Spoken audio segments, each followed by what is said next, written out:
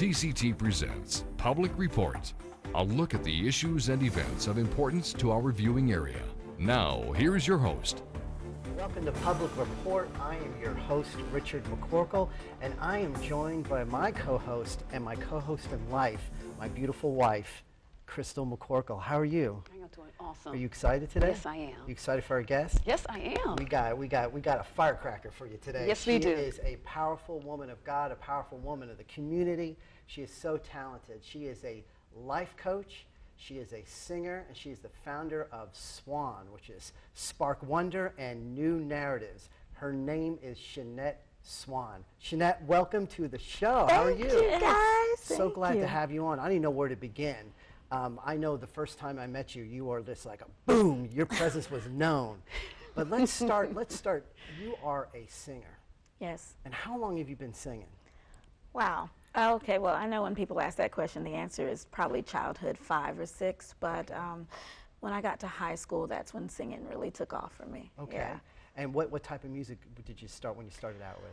Well, I was classically trained, so I was Okay. doing choral music, but I lived in Memphis, Tennessee at the time. So you Okay. had blues and country right beside you while you're learning classical music and singing Italian opera. Okay. So it was just a smorgasbord of different kind of sounds. So at you the time. sang arias and stuff Yes, like that? I do. Wow, Yes. great. So what's your favorite classical piece to sing? Probably a song called Canja Canja Tue Volie. I can't believe you asked me That's that, okay. but I remember. What opera is that from? Do you know?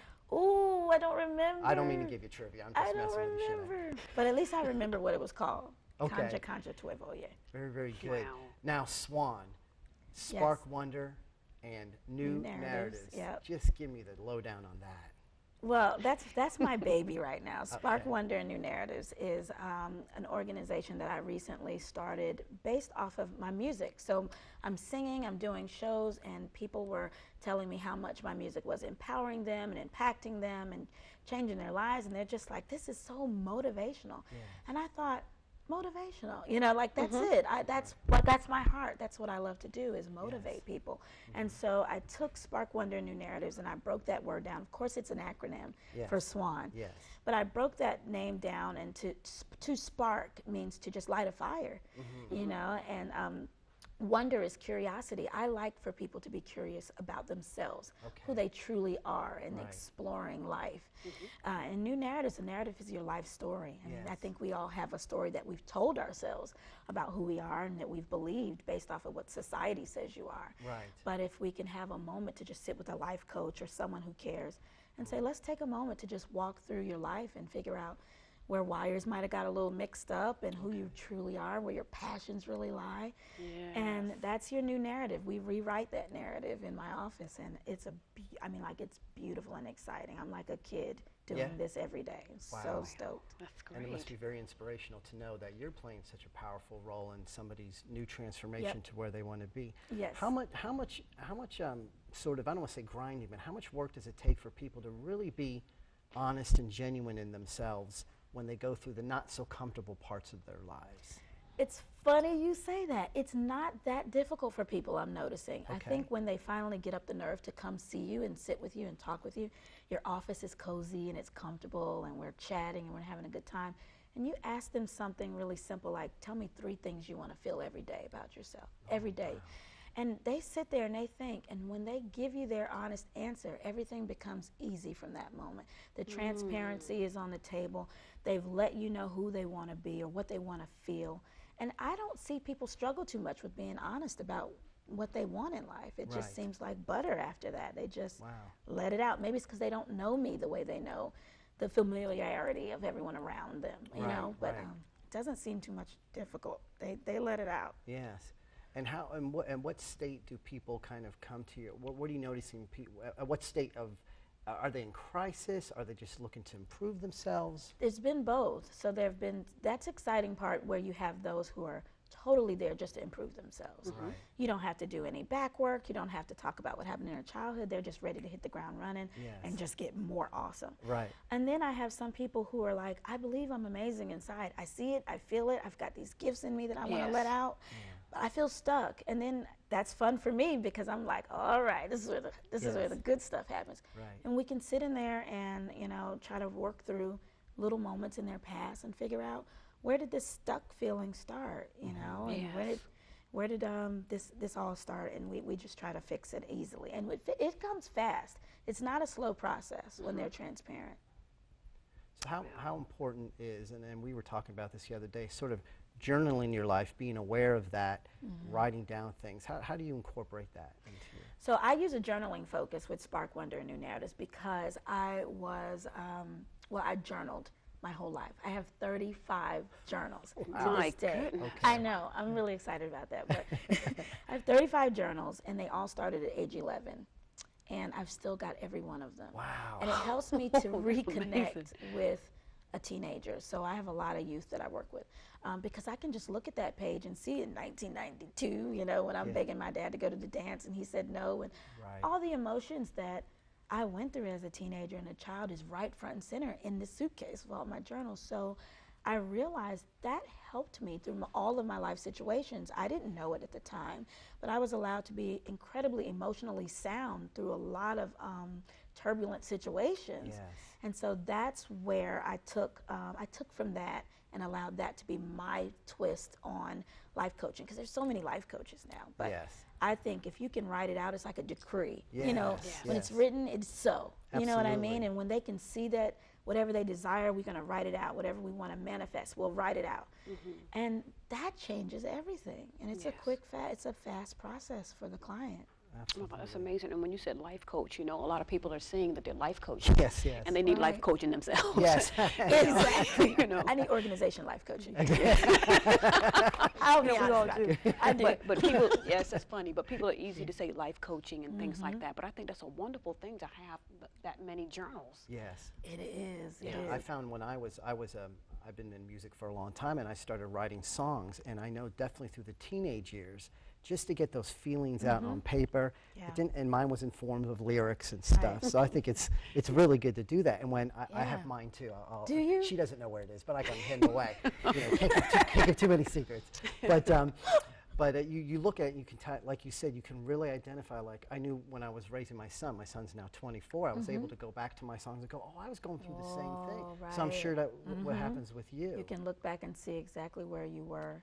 But journaling now, when I teach it, is very different than what I used to. I just used to pour out emotion. And now there's a very strategic format to the way my client has to journal. Okay. So And how's that? Well, you start off, you have to do like release work. That means like writing letters to people who you really need to release from your mental. And then there's manifestation work where you're speaking everything that you want to happen on a daily basis. I'm walking into my new office, my coworkers like me, my benefits are great. This is not all happening at the current, but you're writing it as if it is happening. Wow. And then there's, it really is good. very, very powerful. I had a life coach really pour into me with that, and that changed my life to do that. Yes. There's writing where you have to write what I call an appreciation board meeting, where you give this appreciation meeting with yourself and you congratulate every part of you, your body and everything. It could be your back, your head, your knees, your feet, and thank these parts of you as if it's a part of a work team. Thank you for helping this team, Swan, go, and thank you for sustaining me, left hip and right hip. For you know, I know it sounds crazy, but it's really powerful and it's effective, especially for people who feel run down, stay-at-home moms who feel like, what am I good for these days except raising these kids? Well, let's have an appreciation writing party real quick. And no, that's great. It's really profound work. And you must have seen some wonderful transformations. Oh, I do. That's my favorite part. Can you give me a little testimony about that? Yes. So I have one client, and she came in kind of like, I don't really need too much old help. Like I'm ready to just kind of spark my life and get motivated. And I thought to myself, well, I think I do better with working with people's past. So I'm hoping I can really give her a boost or whatever she's needing. But everything I gave her to do has just changed. Like she was vibrant in the beginning, but now she's just like passion walking. I mean, it was simple things like, hey, make sure every picture of your life experiences is somewhere visual. You need to see it in your house, not on your cell phone. She sends me pictures. She does everything I tell her to do. So now her wall is covered with her hiking mountains and doing all this. I'm like, you had that hidden inside of a photo box? That should be on your wall if you hiked a mountain. And so she goes to work, like owning her position at work, just feeling like on top. And I've got great stories of people who've come through tough times, but I like that her story is successful because she looked like she was going to be tough for me because she was already so well put together. Yes. So to see that I can work with someone who looks like they've got it together and then take them to another place is an even more testimony to show that we all have a place to grow. Yes. You know, we don't have to be in our lowest point. We can be feeling great and then still get more. And there's always more, you know, a new level every day. Wow. And the talk about the importance of just seeing it and just putting this stuff up on the wall, because I do have some stuff on my wall, and just visualizing and seeing Vision boarding, visualizing. We do something called sensory vision mapping. And with that, I make them take the 5 senses and I say, in every one of these 5 senses blocks, tell me what absolutely just gives you the biggest thrill. What do you love to smell? What do you love to taste? What do you love to hear? And when you write these words out, these are now your necessities. You have to have these things in your life. They're not, oh, I can't wait till I get to the beach this summer.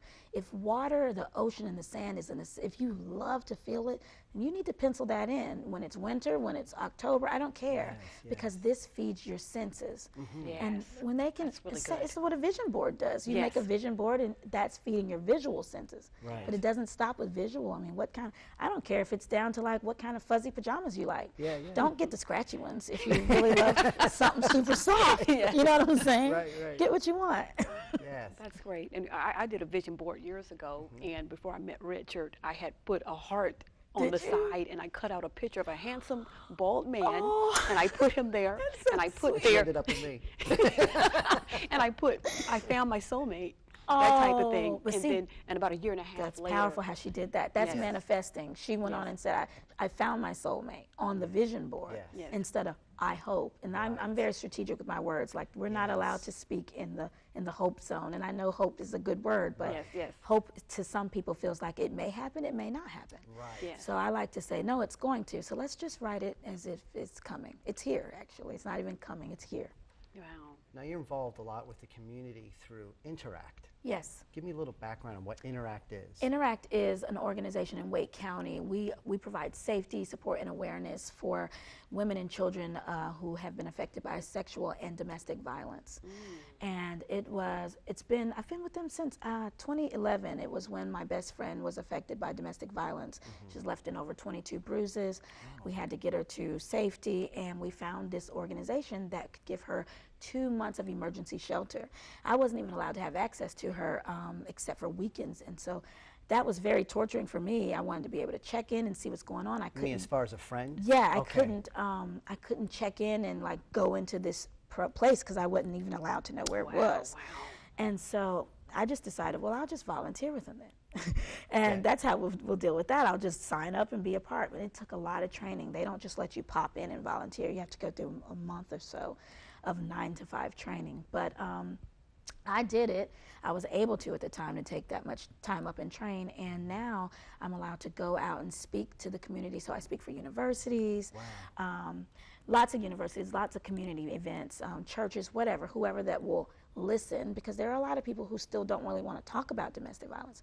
But if they'll let me come in, sororities, fraternities, that's a good thing. I've got fraternities calling me out to talk to the men about domestic violence, and because it's definitely two-sided. So I like to make sure that men are very well aware of when they're in threat of someone that's emotionally abusive and physically abusive, or it's definitely important to give it to the whole community. Wow. Right. So Wow. Now, did you know that your girlfriend was in that situation? no, she wasn't. He'd never been in any way physically violent to her until that night. Yeah. I know, and that's Now why it's even more important to have all of the understanding of how domestic violence works, because physical is the last thing that happens. It's always very much emotional first, it's verbal first, it's financial abuse, there's spiritual abuse, and so people use all of these other tactics before they even get to a place where they're going to strike you. And so when we're in the community and providing this kind of awareness, we are allowed to help young women and young men understand the signs and what it looks like, what it sounds like, what it feels like, before they're ever, you know, hemmed up in a corner with someone over them. Wow. Now, when you say financial abuse, what is that? Financial abuse is when someone has to come home and turn over their check. They don't have liberty to be in control of their money. There are a lot of households where the male or the female, someone is in control of the money in every way, and not in an agreed way. There are some homes where it's agreed, like, trust me, I'll blow this check if I take it. So you take my check. I'm sorry, you take my check. But a lot of times that's not how financial abuse works. It's very different than that. It's control. It's not letting one of the partner use their money how they'd like to use their money. That's the real interesting word you just used there was control, and manipulative control. Everything about abuse is control. And a lot of people think, oh, they have anger management issues. Abuse is never an anger management issue because that person can control their temper at their job. It's a control issue. It's where they find that one person that they want to dominate and control. They're usually very charismatic, very liked in the community, and they know how to hold their temperament very well in all of their different atmospheres. It's just when they're with that specific person that they want to control that they're that way. Now you have two boys. I do. So having this sort of, I guess, a leg up on all those aspects between men and women and relationships. How does that help with you as mothering at this point in life? It does help. It does help so much because my boys have been seeing me go at this since my youngest was tiny. He didn't even know. Like, why are we going to the shelter again to drop off clothes? Right? And now they all know. When he comes in there, they're waving at him. But he used to argue with me and say, you know, I didn't see you give that man $1 on the corner or something like that. And then my oldest son jumped in and explained. He said, you have no idea what your mother is doing. Your mother goes into the community. She's collecting hundreds of clothes for people who need it, and she's doing it on a larger scale than just handing someone $1. She's trying to make a community impact. And so my little one is just now starting to understand, but they really value it and they appreciate it. They tell me I'm a hero. You know, they really speak well of me, and it's a good feeling. It's especially good now that they're older, because when they're young, they're a little annoyed by you. They're like, she's always doing something. You know, here she goes again with her cape. But you can't have that cape in the community if you don't have it in your house. You just can't. Ooh, so everything really I do for my boys, this is definitely happening in my home. I'm teaching them how to love the community. I'm teaching them how to love themselves before the community tells them who they are. So it all starts at home. It has to start at home. What's the best way to reach your services with Swann? What's the best way? I would say, well, I have a website, but right now Swann has more of a presence on Facebook. So there's Shenette Swann, Spark Wonder and New Narratives, and if you Google it, it's Swann Motivation. Facebook.com Swann Motivation. So that's the best way to get in touch with me. They would just message me through there, and we set up an appointment. And their first consultation is free, and it's virtual or it's in my office. So it's totally up to the client. And do you write your own songs? Oh, yes. I write my own songs. What are one of your best songs? You can't ask the person that writes something. It's like asking what's your favorite child is. But the best, you know, maybe the one that's most inspirational to you, you know. For me personally, it would probably have to be Doors. Doors is the album title to my latest CD. Okay. And it wasn't my favorite in the beginning, but when I saw how it was changing other people's lives, it became my favorite. Wow. And when you say you saw that it was changing people's lives, how do you know that? Well, their response. Their response was, I used to think dramatic, like, are they serious? Like, why do they love this song that much? I mean, I know it's great, but wow. I mean, they would just pour on this love, telling me, like, this song really changed my life. And they would use the words like, this song changed my life. It helped me realize that my opportunity is coming when it's time. And that's what the song is all about. It's about just knowing that you can't rush your door to open. But if it's your door, it's not going to budge for anybody else. It's yours. Right. It's not ever going to open for anyone else. It's going to open for you. It's your door. Wow. And that song, just no matter where I sing, I mean, I'm a jazz singer. I sing all over. I do shows in ballrooms. I do shows in jazz lounges. It doesn't matter.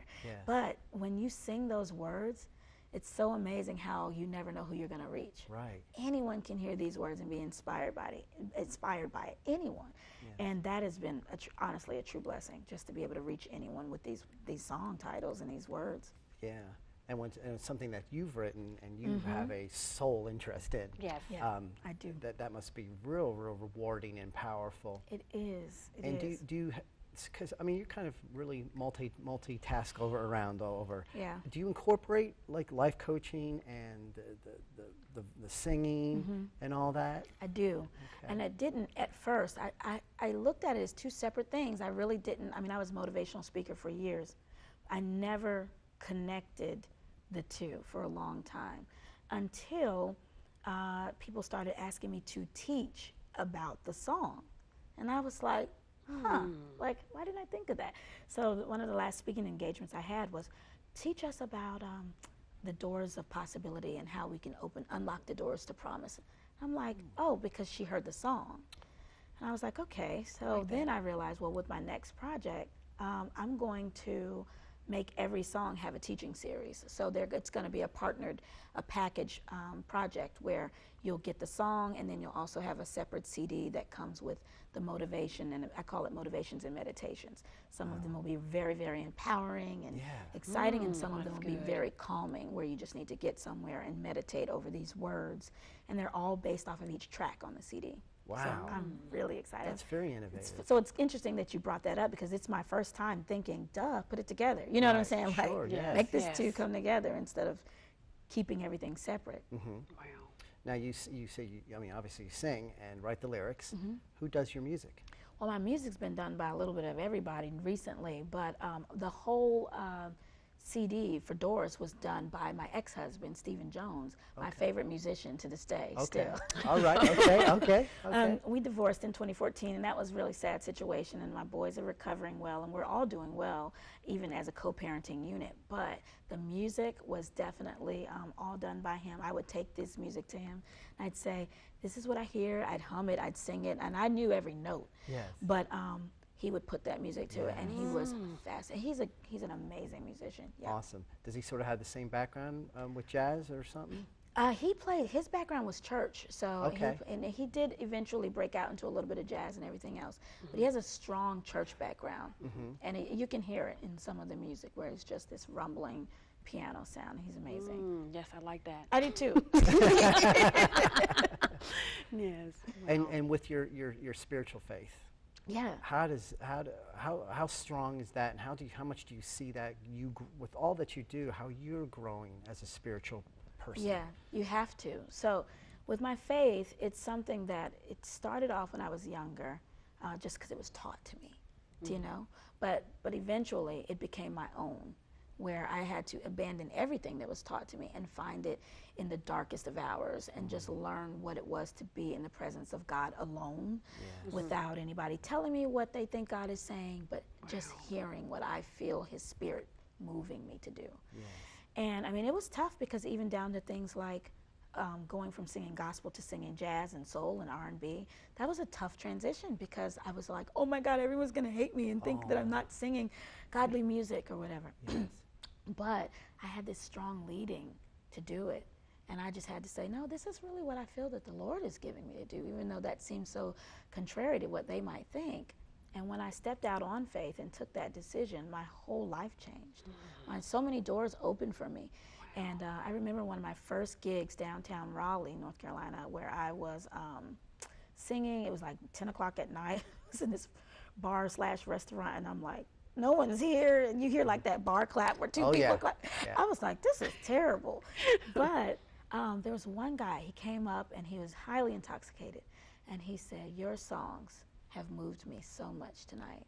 And I thought, isn't that interesting that here I am downtown Raleigh in a bar at 10 o'clock at night, and this man who I didn't even think was paying any attention was so stirred and so moved and so empowered, and came back. Like, he figured out what my schedule was there. He was coming back. Wow. And so that kind of situation continued to feed into me trusting that what I hear God leading me to do may not look like what someone else is feeling, but it's mine, and the doors are going to open. And the doors just kept, opening, and my territory kept expanding, and my faith just kept growing. I mean, I mentioned it in one of my songs, but I have a closet in my house. It's my bedroom closet. And since I own the house, I took a Sharpie, a gold metallic Sharpie, and I wrote like 15 scriptures all over the walls. These are my life verses. These are things that no matter where I am in life, if I walk in there to get some clothes, I pull clothes back and you see like gold words all over. My son is like, what is, are we allowed to write on walls now? I'm like, no, you can't do this. That's right. But I can Yes, in my yes, closet. yeah. And so it's just like this little sacred space where when I need to just retreat, I can go in here and I can see these words that just give me so much life. And the prayers are written with it. And I think faith is the key. You know, faith is what empowers us to move forward in life. Yes. And people think it's got to be huge, but it really does just have to be this small. It really just has to be that mustard seed size. You know? Absolutely. Take a little tiny bit, and then if you can have that faith, you can move mountains. You can move mountains. Yes. I believe that. And when you're riding in your destiny, and you're kind of like you said, you know, listening to the and trusting in faith, you'll notice that those doors will, you don't have to bang on them and try to open them. They will open up for you. I say that at every show when I have to sing doors. I always say, no, we do a lot of talking about my breakthrough. Yes. But I was like, I don't have to break through anything that belongs to me. If I've got a key, I just turn my key in and I just walk in. Yeah, I hear no some people. breakthrough involved here. Yes, that's right. Or either some people that kick the door down and all this stuff. Kicking the door. That's like going into my own house, kicking it every time I walk into my house. I'm just going to take my key and turn it. Yes. There are Yes, keys that are given to us. It's through our faith. It's through the love. It's through what we do for community. So, you know, you don't have to force things to happen. They happen because they're supposed to happen. And really quick, what are some future things that are going to be happening for you? Future things. Well, I'm excited this weekend. I'm going to study under Dr. Bobby McFerrin. I don't know if you all remember him, but he's the Don't Worry, Be Happy. Yeah, I was just about to do some. You was going to do it? Yeah. Yeah, so I'm excited about that because that's going to be way up, I think, in the mountains in New York. And I'm really, like, it was a free scholarship was awarded to me to come do this, so I'll be there staying in a rustic cabin. But anyways, I also have my Evolve CD. So the next CD is called Evolve, and that's what I was just talking about with my new songs, be packaged with some really cool motivational and meditation teachings. Oh, nice. Very nice. So those are my upcoming projects. And the best way to check out everything you're doing is Facebook. That seems to be Facebook, but I do have a website, ShenetteSwann.weebly.com. Okay. And everything's on there, but it seems like social media has just ran over everything else, right? Yes. And so people can follow everything on my Facebook page. Right. Well, it's definitely an inspiration, and we really appreciate you coming on. Yes, we You've really been in our do. eyes, our sights for quite a long time, so we can have a conversation You guys with too. you. Thank you. But check out Shenette and Shenette Swann and look for all her projects on Facebook.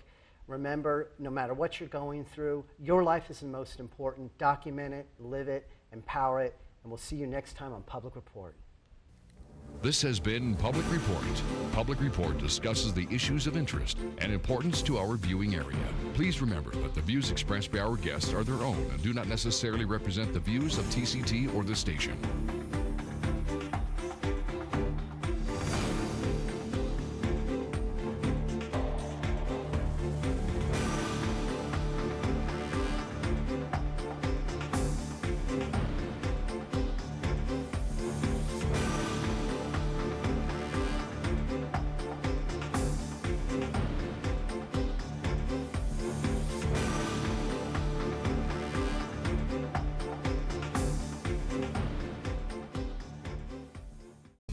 Hello, I'm Bishop Charles Johnson of the World Church. The Bible says, with God, all things are possible. With God, all things are possible. I want to encourage you today, and I don't know what situations you're facing right now, but I want you to know, whatever you're looking for God to do for you, it is absolutely, positively possible. So what I'm going to ask you to do is to really ignore your current situation. I know you're saying, Bishop Johnson, how can I do that? But I'm asking you to ignore your current situation and know that with God, all things are possible. It's going to work out in your favor. Things are going to come together. You're going to get the job. Your child is coming home. Your body is going to be healed. With God, all things. So I encourage you, stay with Him. He's going to stay with you. And know that with God, all things are possible. God bless you.